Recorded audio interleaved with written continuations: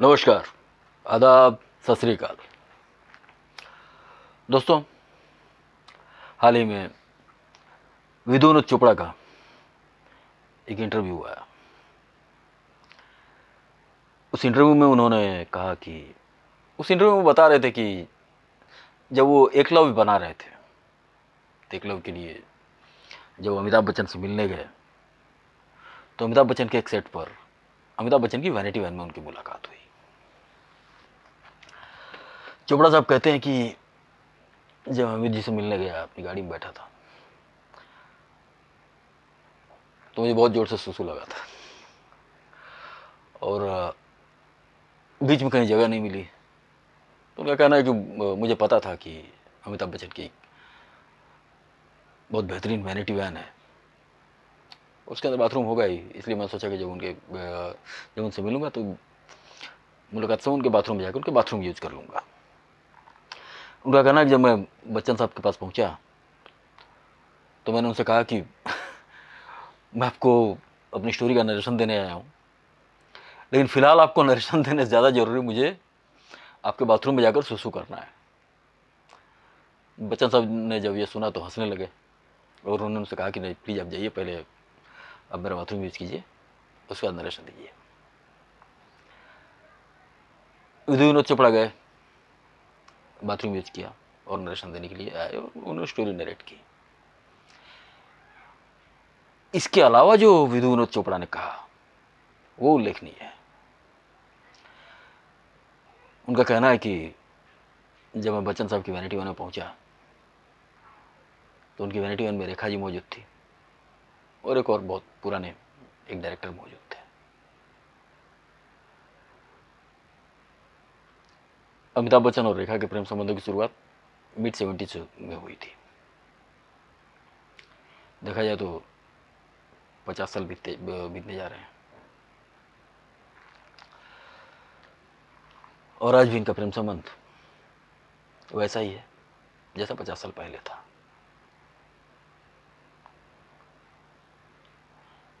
एक लंबा अरसा होता है 50 साल। उस दौरान पैदा हुए बच्चे आज 1.5 हो चुके हैं।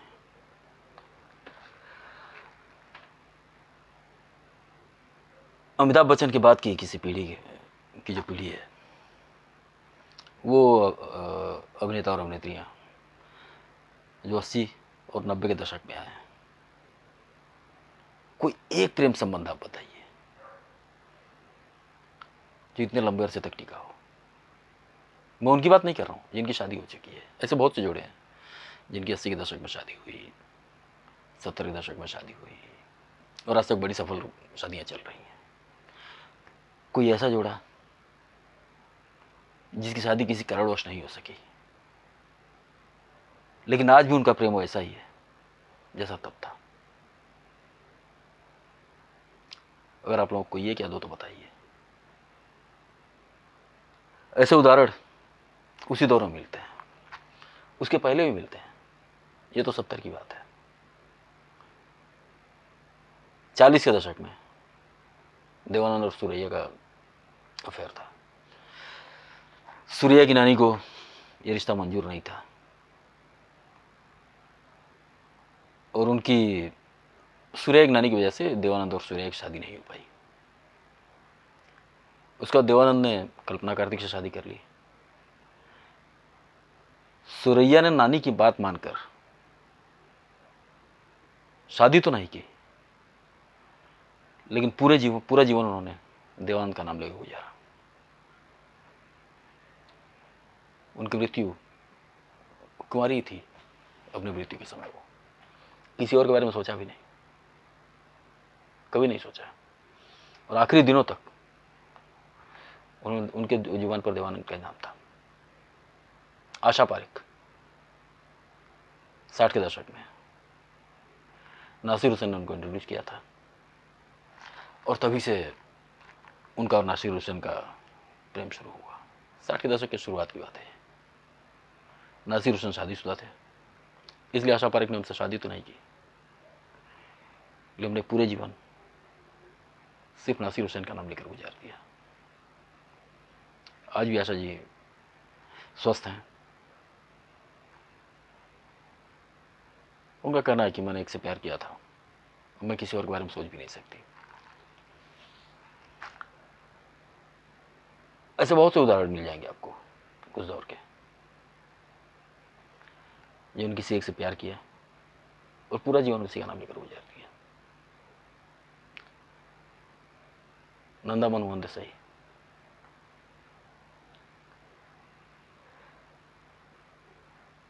मैं ये नहीं कह रहा कि आज की पीढ़ी अपने पार्टनर्स को लेकर कमिटेड नहीं है, ना ही मैं आज की पीढ़ी के चरित्र पर सवाल उठा रहा हूं, लेकिन ये उदाहरण हमें 30 की पीढ़ी में, 40 की पीढ़ी में, 50 की पीढ़ी में मिल जाते हैं, 60 की पीढ़ी में मिल जाते हैं, 70 की पीढ़ी में मिल जाते हैं। हो सकता है ऐसे उदाहरण आज भी हो, लेकिन वो नजर में नहीं आते हैं। और हमारी फिल्म इंडस्ट्री में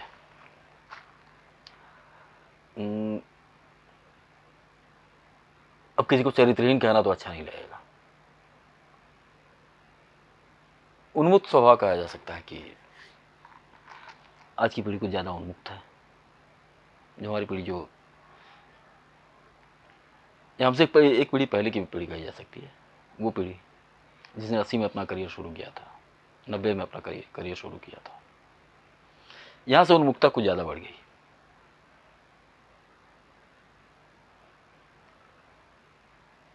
चालीस, 50, 60 और 70 की पीढ़ी में कमाल की कमिटमेंट थी अपने पार्टनर्स को लेकर।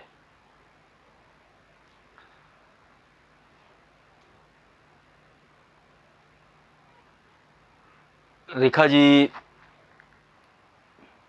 अब ये सोचिए, इस प्यार में मैं ये नहीं कहूँगा कि अकेले रेखा जी नहीं है, गंभीरता तो उतनी अमिताभ बच्चन के अंदर भी है। ये विधु चोपड़ा पहले व्यक्ति नहीं है, ये तो वो है कि जो एक विख्यात डायरेक्टर हैं, उन्होंने देखा और जो देखा वो उन्होंने अपने इंटरव्यू में बता दिया। मेरा एक दोस्त राजकुमार संतोषी का असिस्टेंट था, अब तो वो डायरेक्टर है, लेकिन खाकी में और फैमिली में उसने राजकुमार संतोषी को असिस्ट किया था, इन दोनों फिल्मों में था। उसका भी कहना है कि बच्चन साहब सेट पर रहते तो रेखा जी हर दूसरे तीसरे दिन उनसे मिलने आती और अमिताभ की वैनिटी वन में दोनों बातें करते।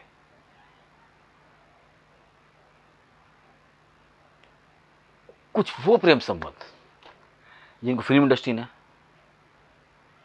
और फिल्म इंडस्ट्री से बाहर के लोगों ने, जनता ने, जिसको बहुत सम्मान दिया है, अमिताभ और रेखा का प्रेम संबंध उन गिने चुने प्रेम संबंधों में से है, जिनको फिल्म इंडस्ट्री और फिल्म इंडस्ट्री के बाहर लोग बहुत ज़्यादा सम्मान देते हैं। उन प्रेम संबंधों की अगर बात करें तो एक तो अमिताभ बच्चन रेखा, दूसरा गुरुदत्त वहीदा रहमान, आशा पारेख और नासिर हुसैन। ये कुछ ऐसे प्रेम संबंध हैं जिनको बहुत सम्मान मिला है। अमिताभ रेखा के प्रेम संबंध के बारे में मुझे याद नहीं आता, मुझे याद नहीं पड़ता कि फिल्म इंडस्ट्री में किसी ने किसी भी तरह की छिछोरी बात की हो,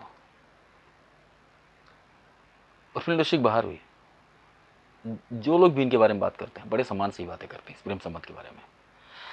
अमिताभ और रेखा की जीवन की बाकी किसी घटनाओं के लिए, उनकी किसी फिल्म के लिए उनकी आलोचना हो सकती है, या किसी हरकत के लिए उनकी आलोचना हो सकती है, लेकिन अमिताभ और रेखा के रिश्तों को लेकर मुझे कभी याद नहीं पड़ता, ऐसी कोई घटना मुझे याद नहीं आ रही है कि जब किसी ने इनके संबंधों को लेकर किसी भी तरह की हल्की बात की हो। यही बात गुरुदत्त और वहीदा रहमान के बारे में कही जा सकती है। 60 के दशक के सबसे 50 के दशक के मिड 50 से लेकर मिड 60 तक के सबसे चर्चित प्रेम संबंधों में से एक प्रेम संबंध। वहाँ भी वही बात थी, जैसे यहाँ पर अमित जी शादीशुदा थे वैसे वहाँ गुरुदत्त शादीशुदा थे। दोनों का प्रेम संबंध बहुत चर्चित था। इन कमाल की बात है, इस प्रेम संबंध के बारे में ना उस दौर में किसी ने हल्की बात की, ना इस दौर में किसी ने हल्की बात की। और यहाँ भी वहीदा जी का कमिटमेंट देखिए। 1964 में गुरुदत्त का निधन होता है। उसके बाद लगभग 11-12 सालों तक वहीदा जी ने शादी नहीं की, और शायद वहीदा जी सुरैया या आशा पारे की तरह पूरा जीवन कुंवारी ही गुजार देती। लेकिन घर वालों ने उनके ऊपर बहुत दबाव बनाया। हर लड़के के साथ भी ऐसा होता है, घर वाले भरोसा की कोशिश करते हैं कि शादी हो जाए। घर वालों ने उनके वहीदा जी पर बहुत दबाव बनाया कि शादी करो शादी करो, और अधेड़ा अवस्था में वहीदा जी ने जब वहीदा जी की शादी हुई तो जहाँ तक मैं समझता हूँ उनकी उम्र 38 के पार होगी, 37-38 के पार होगी। इस उम्र में जाके वहीदा जी ने, आज तो बहुत सी लड़कियां इस उम्र में शादी करती हैं, लेकिन उस दौर में मिड-70 में ये बहुत बड़ी बात थी। वहीदा जी ने अपने ही एक को एक्टर से, अमरजीत, जो 60 के दशक में शुरुआत में 60 के दशक की शुरुआत में वहीदा जी के साथ एक फिल्म कर चुके थे, वो फिल्म नहीं चली। उसके बाद अमरजीत ने एक बिजनेस की तरफ अपने हाथ में अपनी किस्मत एक बिजनेस में आजमाई और एक सफल बिजनेसमैन बने। उनसे वहीदा जी ने शादी की, और उसके बाद उनके बच्चे हैं, परिवार हुआ। लेकिन परिवार के भारी दबाव में जाकर उन्होंने शादी की, वरना वो शादी नहीं करती। उस दौर में जिसको शादी करना होता था वो 30 की उम्र के पहले शादी कर लेता था, चाहे साधना हो या और बाकी भी जो अभिनेत्रियाँ हों। अभिनेत्रियाँ जिनको शादी करना होता तो 22, 24, 25, बहुत ज़्यादा तो 28, 30 की उम्र तक जाते थे, शादी कर लेती थी। आज की अभिनेत्रियाँ, आज तो समय वक्त बदल चुका है, फिल्म इंडस्ट्री में नहीं, फिल्म इंडस्ट्री के बाहर भी लोग 35-40 के बाद ही शादी करते हैं। खैर, मैं इस पीढ़ी पर कोई दोष नहीं दे रहा हूँ, लेकिन अगर आप लोग हमारी इस पीढ़ी को देखें तो ऐसी कोई अभिनेत्री मुझे याद नहीं पड़ती है जिसका कोई 10-15 सालों तक एक ही अफेयर रहा हो। ना ही ऐसा कोई अभिनेता नजर आता है, सबके 3-3, 4-4 अफेयर। दीपिका पादुकोण का इंटरव्यू आप लोगों को याद ही होगा, जो उन्होंने करण जौहर को दिया था, जिसमें उनका कहना था कि जब मैं रणवीर से संपर्क में आई उस समय मैं एक साथ 5 लोगों को डेट कर रही थी।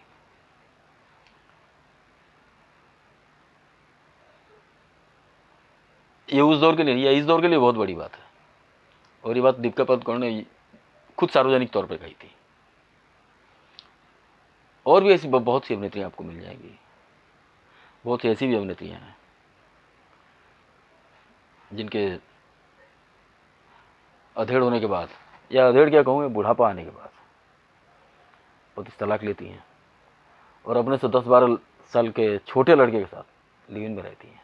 ये सब उस दौर में संभव नहीं था। ऐसा नहीं है कि उस दौर में सब लोग बड़े चरित्रवान थे, सब लोग बड़ी नैतिकता वाले थे। उस दौर में ऐसे बहुत से अभिनेता हुए हैं जिनकी 4-4, 5-5, 6-6 शादियाँ हुई हैं। लेकिन किसी को तलाक देकर दूसरी शादी करना एक अलग बात है। अय्यज जौहर थे, उन्होंने 5-6 शादियाँ की थी। वीरेंद्र मेहरा ने कई शादियाँ की। ऐसे बहुत से एक्टर उस दौर में हुए, बहुत से प्रोड्यूसर हुए, बहुत से डायरेक्टर हुए जिन्होंने कई शादियाँ की हैं। लेकिन वो एक अलग बात है।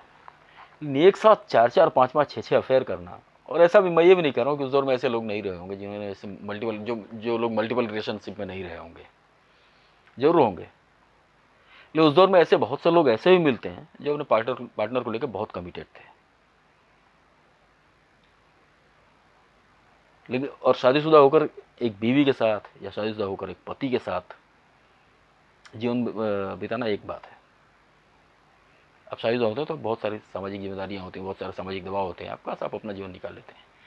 लेकिन किसी ऐसे पार्टनर का नाम लेकर पूरा जीवन निकालना जिससे आपकी शादी नहीं हुई है, जिसे आपने प्यार किया हो, और उसके लिए जीवन भर किसी दूसरे से शादी नहीं करना, ये एक बहुत बड़ी बात है। ये एक बहुत बड़ा त्याग है। ये इस दौर में बहुत कम देखने को मिल रहा है। इसका कारण ये भी हो सकता है कि इसका माहौल बदल गया है, सोशल मीडिया का ज़माना है, दुनिया सिमट कर बहुत छोटी हो गई है। और सबसे बड़ी बात, पश्चिम का प्रभाव बहुत ज़्यादा है, पश्चिमी सभ्यता का प्रभाव बहुत ज़्यादा है।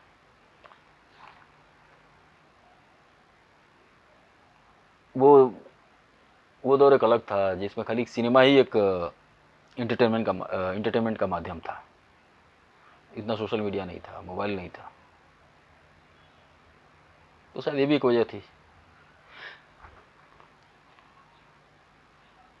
लेकिन अब अगर ये दोष सोशल मीडिया को ये दोष दिया जाए कि सोशल मीडिया की वजह से चरित्र खराब हो रहा है, तो ये नहीं, इसकी वजह तो कुछ और है। अपनी नैतिकता लोगों को खुद आपको खुद बनानी पड़ती है, अपने चरित्र का निर्माण खुद करना पड़ता है। खैर, ये बातें कुछ ज़्यादा ज्ञान की हो जाती हैं, कुछ ज़्यादा इंटेलेक्चुअल हो जाती हैं, और किसी को ज्ञान देने का मेरा कोई इरादा नहीं है।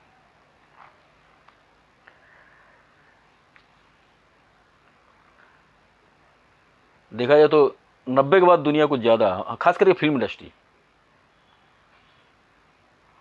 में उन्मुखता कुछ ज़्यादा आ गई है। 90 के दशक की शुरुआत में आपको एक मैं नाम लेना नहीं चाहूँगा, ये चर्चा मैंने किसी और एपिसोड में की थी। एक अभिनेत्री ने कहा था कि उनके पिता ने उनको सारी छूट दी है, हर तरह की छूट दी है, सिर्फ प्रेग्नेंट होने की मनाही है। उनका एक न्यूड फोटोशूट भी उस दौर में एक बहुत चर्चा का विषय बना था। उसी दौर में 2-3 अभिनेत्रियों ने, और लगभग 1 या 2 साल के अंदर न्यूड फोटोशूट करवाया था। वहाँ से इंडस्ट्री, ये बात मैं 1991-92 कर रहा हूँ, यहाँ से अचानक इंडस्ट्री एक अलग तरह का परिवर्तन आया इंडस्ट्री में। उसके बाद एक मिलिंद सोमन का और मधु सप्रे का न्यूड फोटोशूट बहुत चर्चित हुआ, और यहाँ से जो इंडस्ट्री ने के अंदर जो एक तरह की अश्लीलता फैलती गई, मल्टीपल रिलेशनशिप की बाढ़ सी आ गई जो अब तक कायम है। और 90 के दशक में एक बात थी कि कम से कम अभिनेत्रियां और अभिनेता सार्वजनिक तौर पर अपने मल्टीपल रिलेशनशिप को स्वीकार नहीं करते थे। अब तो खुलेआम स्वीकार भी करते हैं, एक साथ 2-2, 3-3 रिलेशनशिप में रहते हैं और खुलेआम स्वीकार करते हैं। पता नहीं ये आगे और बढ़ेगा, ये इस पर किस तरह की लगाम लगेगी, ये तो आने वाला वक्त ही बताएगा।